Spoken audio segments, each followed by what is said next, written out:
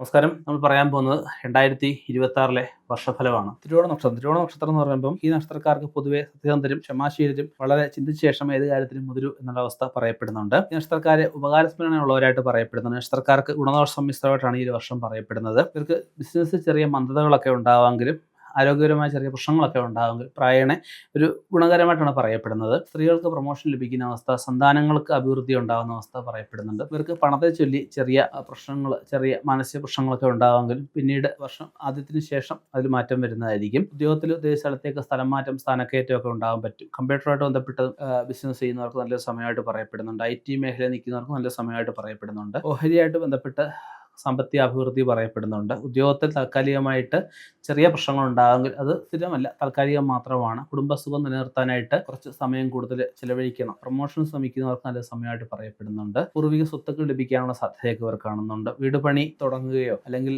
പണിത വീട് വാങ്ങിക്കുകയോ ഒക്കെ ചെയ്യാനുള്ള സാധ്യത കാണുന്നതായിരിക്കും.